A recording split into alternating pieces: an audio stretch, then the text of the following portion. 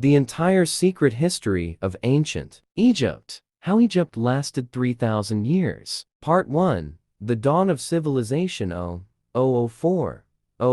Before Greece, before Rome, before the pyramids pierced the skies, there was Egypt. Over 5,000 years ago, along the life-giving Nile, scattered communities began to grow into something more. They farmed the black soil after every flood, and slowly, they forged the world's first nation-state. Around 3100 BC, King Narmer, also known as means unified, Upper and Lower Egypt, he wore the double crown and founded the first dynasty. From his capital at Memphis, power flowed like the river. But this was no ordinary kingdom. Egypt was something else. Here, rulers became gods. Death was not an end, but a transformation. And the land itself was a reflection of divine balance. Mot, the eternal harmony of life, death, and rebirth. Writing was invented. Hieroglyphs, a sacred script for sacred matters. Law, ritual, magic, and legacy. Temples rose, and the pharaoh became the axis between heaven and earth. Then came Djoser and his visionary architect, Imhotep. They built the Step Pyramid, the first great monument in stone. Others followed. Sneferu built smooth pyramids, perfecting the art. Then Khufu raised the great Pyramid of Giza, a tomb that defied time. But power breeds division. As pyramids rose, Egypt's resources stretched thin. Local governors grew bold. Famine and drought shattered the illusion of eternal control. The Old Kingdom fell. Part 2. Chaos and Resurrection 4:007:00. Egypt splintered. What followed was known as the First Intermediate Period, a time of rival kings, civil war, and deep uncertainty. But even in darkness, Egypt endured. Around 2055 BC, new power emerged from Thebes. Pharaoh Mentuhotep II reunified the land, beginning the Middle Kingdom. This was Egypt's second birth. These kings weren't as grand as pyramid builders, they were smarter. They built canals, fortified borders, and filled the treasury. Egypt expanded south into Nubia and opened trade with Byblos, Punt, and beyond. But cracks formed again. By 1650 BCE, a mysterious people known as the Hyksos invaded from the northeast. They brought something Egypt had never seen: the horse-drawn chariot. With it, they seized the delta and ruled as foreign kings. The Theban princes bided their time. Then came Ahmose I. He drove the Hyksos from the land, reclaiming Egypt's destiny. From this victory, a new age was born, the New Kingdom. Part 3. Egypt ascends to glory, 7 o'clock to 10:30. This was Egypt at its height. Wealth, conquest, and divine rule reached their apex. Pharaohs like Thutmose III carved Egypt into an empire. Armies marched to Syria. Tribute flowed from Nubia.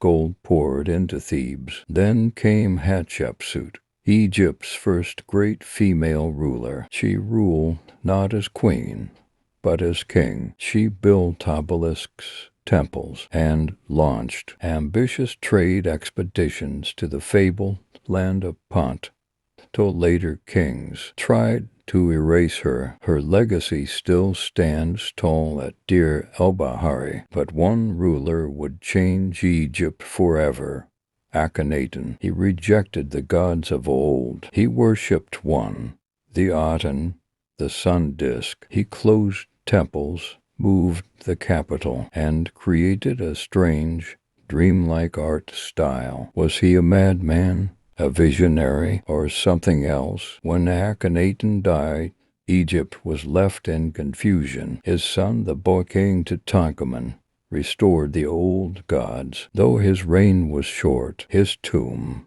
untouched by looters, would one day make him the most famous pharaoh of all. Then came Ramses II, known as Ramses the Great, warrior, builder, father of over 100 children. He fought at Kadesh, built the grand temples of Abu Simbel, and ruled for 66 years. He may have been the pharaoh of the Exodus. When he died, Egypt wept. Part 4.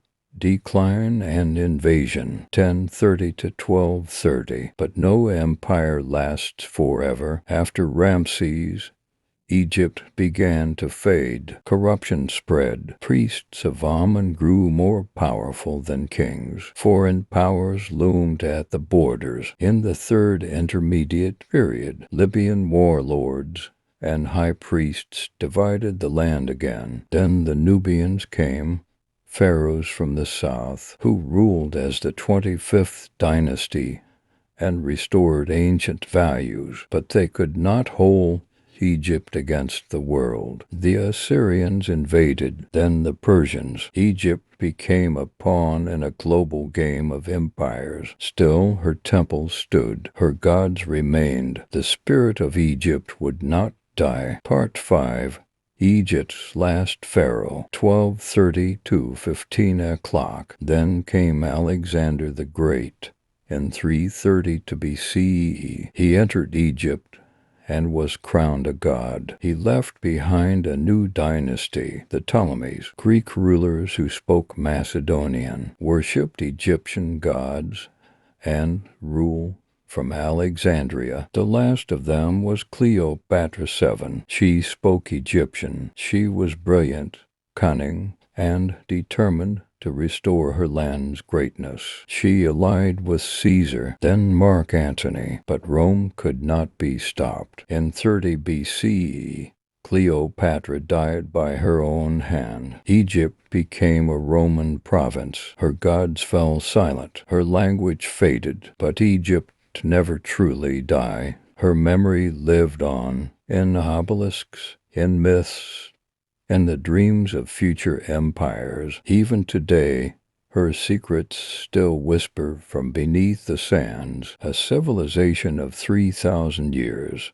that lived, died, and lives again in every legend. Closing line 15 o'clock plus. This was the secret history of ancient Egypt. A story of resilience, mystery, and divine ambition. A civilization like no other, whose time may have passed, but whose legacy will endure.